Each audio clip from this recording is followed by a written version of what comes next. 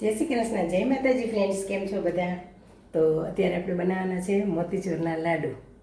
તો ચાલો હું બનાવું મોતીચૂરના લાડુ. તો ફ્રેન્ડ્સ, તેના માટે મેં અહીં એક વાસણ લઈ લીધું છે અને એક વાટકો બેસન લીધું છે.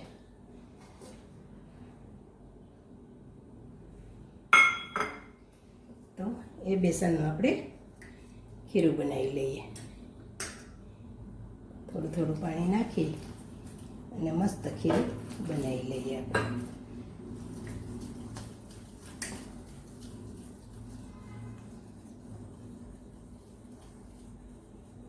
તો ફ્રેન્ડ્સ, જો આપણું ખીરું તૈયાર થઈ ગયું છે. જો બહુ ખીરું રાખવાનું આપણે, બહુ જાડું નહીં અને બહુ પતલું નહીં. હવે આપણે આને પાડીશું એકદમ ઝીણી ગુંદી. તો ચાલો તેના માટે આપણે તેલ ગરમ થવા મૂકી દઈએ. તો કડાઈમાં હું તેલ લીધું છે, તે ગરમ થવા મૂકી દઈએ. પછી પાડીએ આપણે ગુંદી. તો ફ્રેન્ડ્સ, આપણું તેલ આવી ગયું છે. તો આ ખમણીમાં આપણે ગુંદી પાડીશું.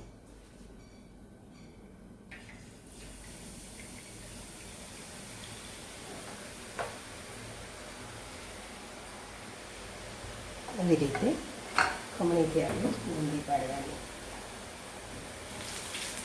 મસ્ત આપણે તેલ આવી ગયું છે.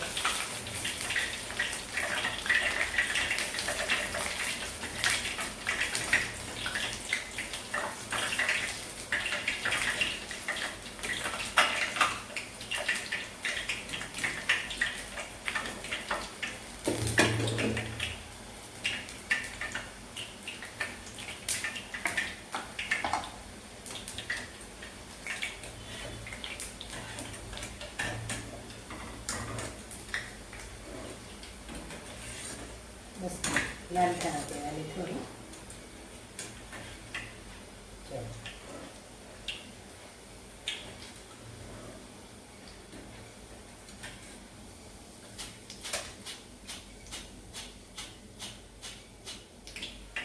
થોડી થવા દેવાની કડકડી.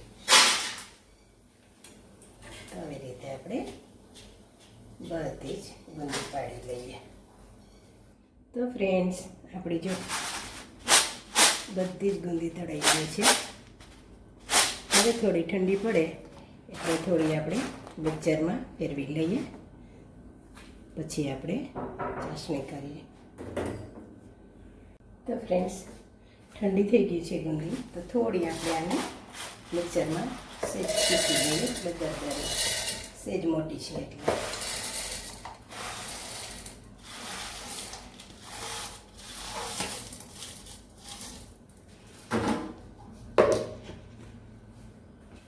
તો ફ્રેન્ડ્સ, આપણે ગુંદી પીસી લીધી સેજ. આપણે નાખી દઈએ. હવે આપણે બનાવીશું ચાસણી.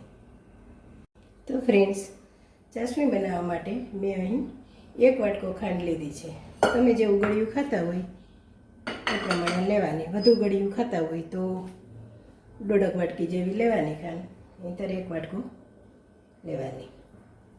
તો હવે આપણે કરીએ ચાસણી. ખાંડ ડૂબે એટલું આપણે નાખીશું એમાં પાણી. 1 ગ્લાસ જેવું મેં પાણી નાખ્યું છે.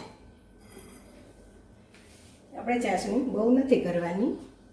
1-2 તાર કંઈ નહીં લેવાના. ખાલી ખાંડ સરસ ઓગળી જાય મસ્ત ત્યાં સુધી ચાસણી કરવાની છે.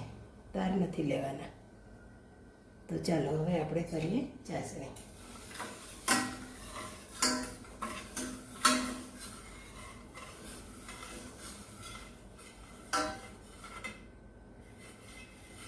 તો ફ્રેન્ડ્સ, આપણી ખાંડ સરસ ઓગળી ગઈ છે. તો હવે આપણે નાખીશું થોડો ફૂડ કલર.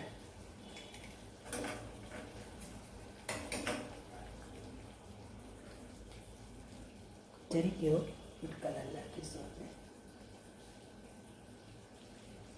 અને આ ચાસણી છે આપણે મોટા વાસણમાં લઈ લઈશું એટલે ગુંદી સરખી આમાં પલળે.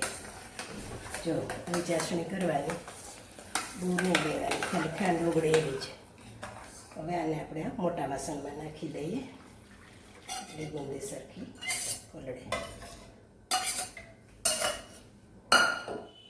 હવે એમાં નાખી દઈશું આપણે ગુંદી.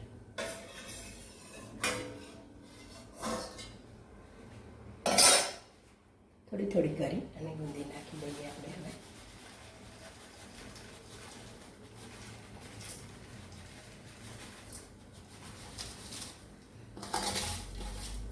ગુંદી બધી ચાસણી થઈ જશે.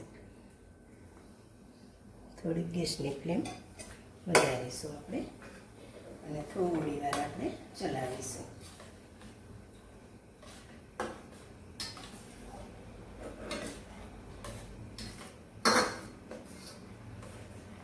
બધી ચાસણી ગુંદી પી જશે ત્યાં સુધીને આપણે ચલાવતું જ રહેવાનું. તો ફ્રેન્ડ્સ, જો આપણું મિશ્રણ એવું થવું જોઈએ. સરસ લાડુ વડે એવું થઈ ગયું છે. જો તમે જોઈ શકો છો. હવે આપણે એમાં નાખીશું 2 ચમચી જેવું ઘી. આ ગુંદી તમારે ઘીમાં તળવી હોય તો ઘીમાં પણ તમે તળી શકો છો, પણ મેં તો તેલમાં તળી છે. અને થોડો નાખીશું આપણે ઇલાયચી પાવડર 1 ચમચી જેવો. અને હવે આપણે આ મિશ્રણને ગેસ ઉપરથી નીચે લઈ અને ઠંડુ પડવા દઈશું, પછી વાળીશું લાડુ. તો ફ્રેન્ડ્સ, રેડી છે આપણા મોતીચૂરના લાડુ. ચાલો લાડુ ખાવા. કોને કોને ભાવે છે મોતીચૂરના લાડુ કમેન્ટ કરજો. જય શ્રી કૃષ્ણ.